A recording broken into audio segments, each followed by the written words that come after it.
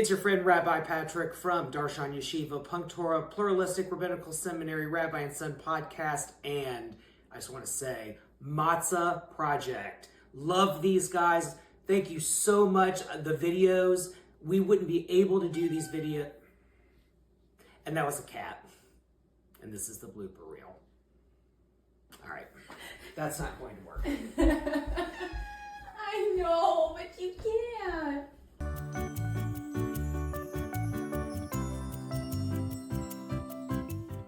So I was at Disney World a few years ago, and I noticed that these people, these Disney people, they loves them some gingerbread houses. And here's the thing.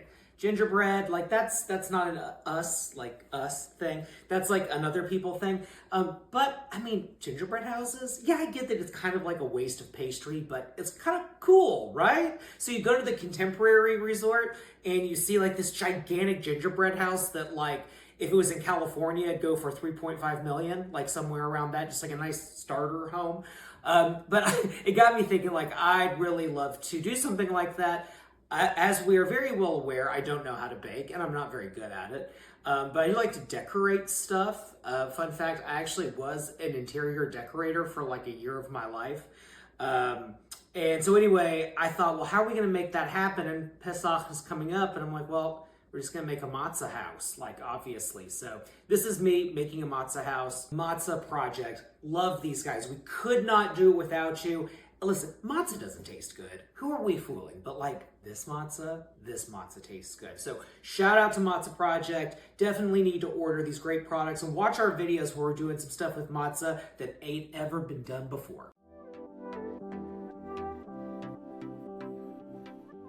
Okay, so I've never put together a gingerbread house or a matzah house for that matter. I have some isomalt off to the side. I have a fan of the Great British Baking Show behind the camera, and we're gonna see what happens, and it will be God's will no matter what it is. So I guess the first thing I gotta do is make some little walls here. Now, Matzah Project, they're a little more abstract in their matzah than other brands that don't need to be named. So it'll be interesting to try and figure out how to like, I don't know. Let's see, maybe there we go. Well, but then always a problem. Okay, I think first thing I'm gonna try to do is put down isomalt to then create like, I guess like a foundation. So we all need a foundation in life. So, okay, so we'll start there.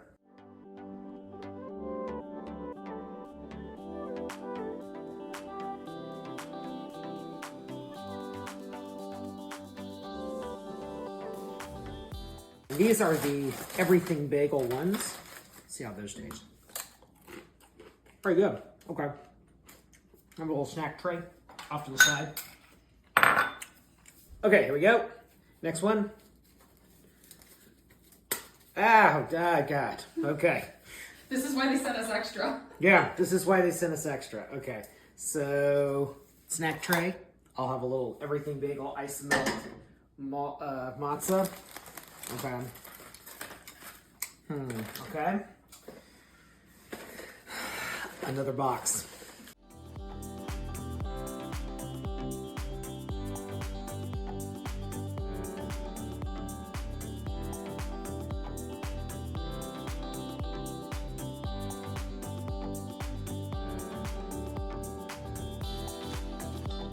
So while I'm working on this, let's just talk about Passover for a minute. So Pesach, we don't actually know what that word means.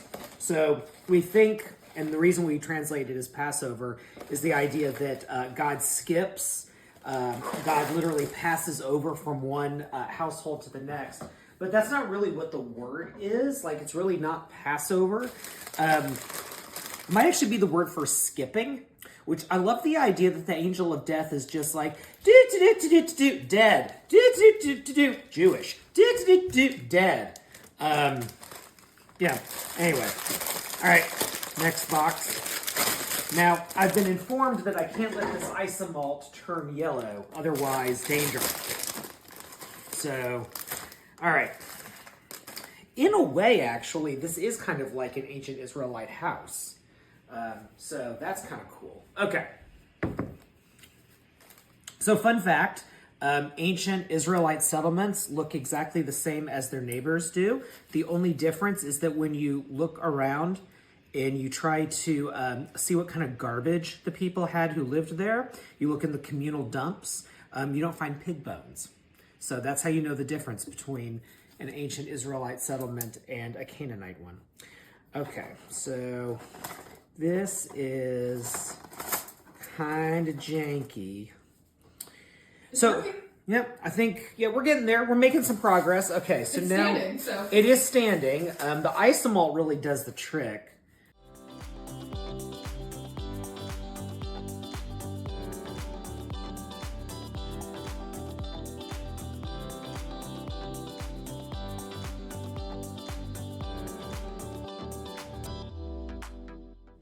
So the thing about the 4 sons is that, each of the sons asks the father, about Passover. And for different children, you have to answer questions in different ways. And so that's what that section of Haggadah, of the telling of the Passover story, is all about.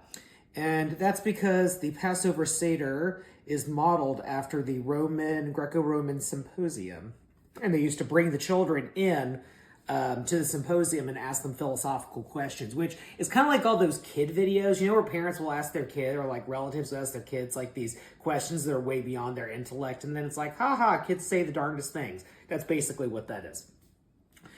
But the thing about the 4 sons that people don't think about is that it's adults asking these questions, but we were children as well, and there are times in our life when we are childlike. And so I think when we ask the children, the questions, and we have the 4 sons and all of that, we're really just reflecting back on our own childhoods on some level. Okay, so this feels pretty darn sturdy. I think this one maybe hasn't quite cooled yet. Okay, but I think we're making huge progress here. Okay, so Kayleigh and I off camera were talking about the roofs. So the roofs were flat. They didn't have angled roofs. I don't know anything about architecture, so I don't know like where the angled roof thing came from. But they would have ladders that would go into the upstairs area, and people mostly slept wherever fireplaces were, or if you had these kind of multi-story houses, you would have slept in like the upstairs and the animals would have been in the downstairs. At least I think that's correct. Okay, yeah, actually, that's working.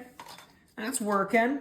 That's my scrappy juice. Oh, hey, here's the piece that I was supposed to put here, but instead I ate it. Well, oh well.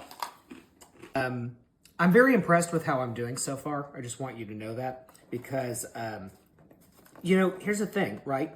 Like the bread of our affliction, right? The matzah, this ain't never been done before. Google it. Like no one, you can even ChatGPT or DuckDuckGo or whatever you're into. You will not find this. This is thousands of years of history being done right now. I'm feeling good about this. It's actually pretty stuck on there. So yeah. Okay, I think I can move on to the next part of this. I probably should keep the isomalt near the warmth. Okay, so frosting, I guess, would be the next thing. Yeah? All right. So, Betty Crocker. Now, let's see. Is she OUD? She is, in fact, OUD, not Cholav Yisrael, not the highest level possible of dairy kosher. But thank you to the nice people at the Orthodox Union for making sure that people who are modern Orthodox can have birthday cakes.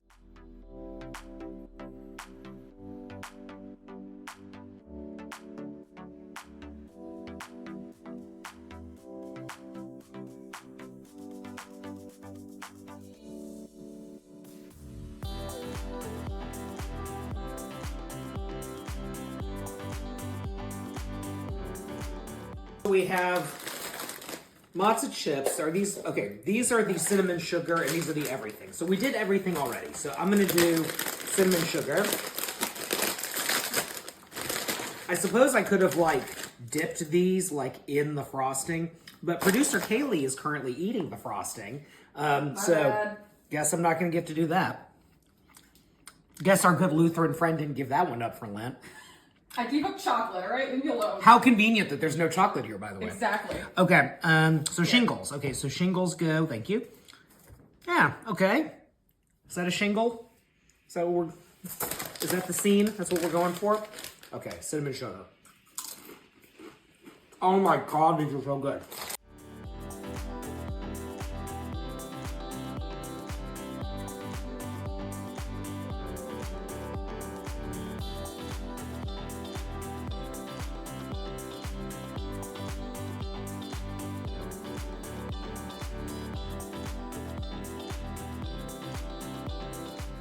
Brutal business trying to ship matzah everywhere. That's why Matzah Project is so cool. They managed to pull off the impossible, which is sending matzah across country. All right, yeah, I need to put more frosting on these things. A little more of a gluing type of look. You know, I woke up this morning, I just wasn't feeling that into it. I even considered messaging Kayleigh and just being like, oh, yeah, I'm not feeling so well. And like, you know, just got a lot going on. Maybe we need to move the date here. But then I remembered like what I was going to get to do today. And I'm just like, you know what? God's blessings are enormous because I get like I'm getting paid to do this right now. Not by Matzah Project. There's, you know, no, not that kind of thing. But just like, you know, to like entertain you people and to teach you. And that's pretty cool. Like God has something for everybody. I think about sort of the future of the country I live in. And that's just sort of my thing, is that I hope we can continue to be a place where everyone can just kind of find their thing. There's no aptitude test I could have possibly taken that said, yeah, become a rabbi who makes videos on the internet of things that are absolutely ridiculous, right? You'd never find that, although, you know, technically. Did you ever take an aptitude test, Kayleigh? Yeah, middle school. Okay, what did they say that you should be when you grew A up? teacher. I mean, you do tell me what to do, so, like, that's not... Yeah, but you're an adult versus... Right. Crazy... Children. Hyped up children. You know what it said I should be? A rabbi. Seriously, when I was in middle school. I wasn't even Jewish yet. So, like, that made it even weirder. But that or a landscape architect, which I don't know how one's aptitude for one overlaps with the other. But I suppose this is a landscape on some level, right?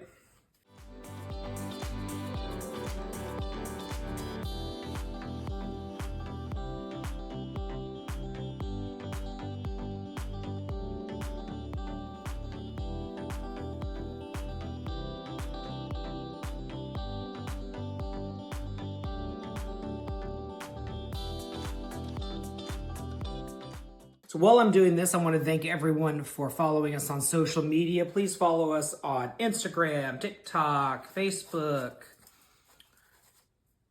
Twitter. Follow all the things we do. So we've got Punktorah, we've got Darshan Yeshiva, we've got the Rabbi and Son podcast. We have Pluralistic Rabbinical Seminary at jewishpluralism.org. You definitely, about this time of year, you need to be asking yourself, would I like to become a rabbi? Would I like to study? Because now is the time that you would want to start working on your application. So keep that in mind. Reach out to my friend, Rabbi Sandy.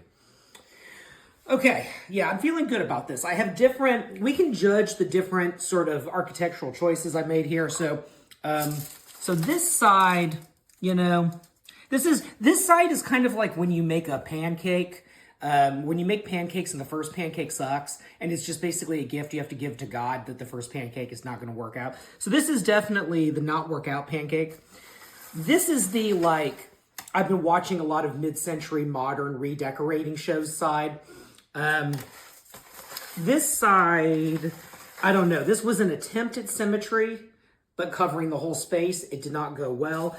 Honestly, this is the crummy side, and the crummy side looks the best. So, yeah, like, what do we think? What side is the winner? Who wore it better? I liked the second side. The second side. So you liked this side? Yeah. The mid-century modern side. Yeah. Okay, cool. All right, well, There's some alignment going on. okay. It's somewhat symmetrical. Yeah. Okay, cool. Well, we'll make that the front then. We got like some Sour Patch Kids. Oh, you know what? We need people who live in the house. We need Israelites. We need Israelites. Going, run for your life.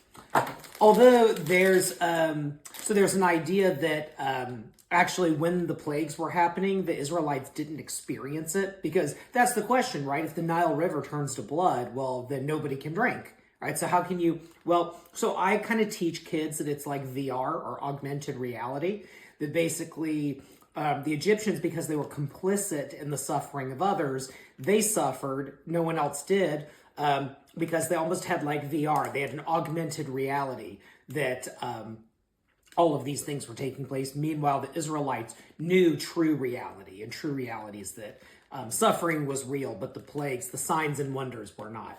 That's a very loose interpretation based on a rabbi named Bahia, but it works for me, so I do it.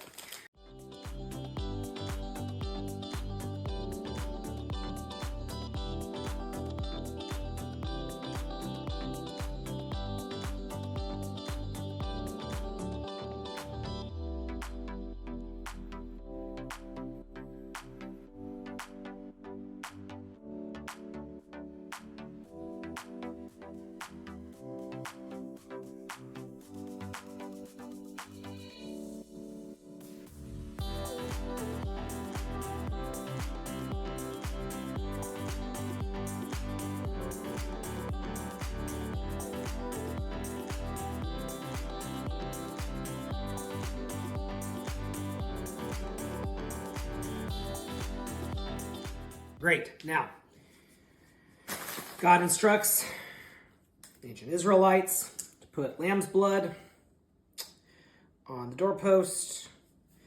And today, we sort of, in some sense, memorialize that with mezuzot. Okay. Oh my gosh. That is gross. That is way more blood than we needed, but okay. It's like a horror house. I'm just gonna keep going because I'm just having a lot of fun with that. Okay, cool. All right, now, of course, you can't have lamb's blood without a lamb. So I'm guessing gonna make a lamb out of these guys. All right. And the little sticks. The cotton candy. And the cotton candy. Okay. Because lambs are fuzzy. Because lambs are fuzzy. So I've never made a lamb before. We'll see how this goes. Although lambs are white though, so like, I don't know. Not in this universe, they are. They're pink. Well, you know, times change. This is one stupid looking lamb. Okay. Here's where we are so far. A very Salvador Dali-esque understanding of what a lamb is. I'm just gonna keep going. I'm committed. I'm committed to the role. Okay. So, all right. So that's that, and then, yeah. It doesn't have. It only has 2 feet, and it's carrying a backpack. Where are its feet again? You know what? It's resting. That's what we're doing. It's resting. Okay. So, in that case, we'll just smoosh this together. Yeah, that's about as good as you're getting. There's our little lamb, and we're just gonna kind of a little bit of. There we go. It just got dark in here.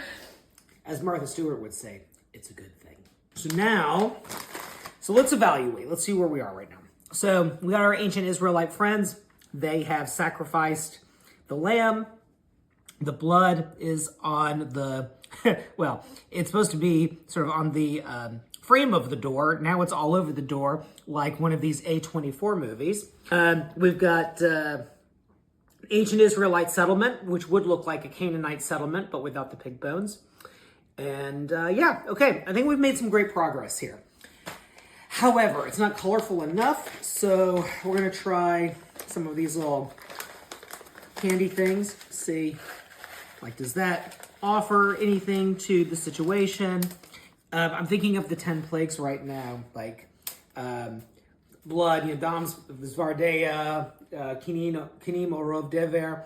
And yeah, I'm not sure which one of the plagues was rainbow candy-coated chocolates, but it is.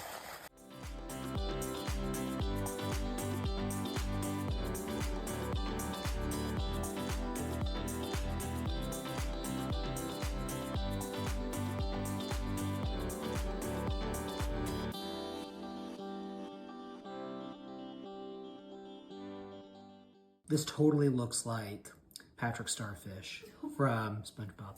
All right. I'm the angel of death. Okay. All right. And just like, let's further bring home the point of like what his job is. Yeah, so there you have it. This is thousands of years of Jewish history. This ain't ever been done before, and now it has. We have our first ever Matzah house, Pesach Matzah house. We have here the ancient Israelites. We have the lamb. We have the doorpost with the blood. We have the settlement. We even have a historically accurate ladder and a less historically accurate angel of death, a.k.a. Patrick Starfish. Actually, it doesn't look like Patrick Starfish because, like, it isn't a starfish. Kayleigh pointed it out quite rightly. What does it actually look like? A pink Oogie Boogie. It totally looks like pink Oogie Boogie. So, Tim Burton, you want to get in on this, buddy Tim Burton? This is the future. So, what did we learn today? What can we say? Isomalt will burn you if you're not careful. The Matzah Project are fantastic human beings. You could potentially sponsor a video like this and have your products being shown. But you didn't, whoever you are, because Matzah Project's the only people who sponsored this video. But yeah, so you could get in on that. You could be like helpful to a small Jewish nonprofit that's only been around for 16 years. You shouldn't make anthropomorphic images of the angel of death. That's actually very wrong, but you gotta teach the kids somehow. And that's what I got. So, Chag Sameach. I hope you have a wonderful Passover. And if you make a matzah house, please send it to production@punktorah.org, and we'd love to feature it on all of our socials. And unlike some people who like to share things on the internet, we will actually give you credit for it. You know who you are.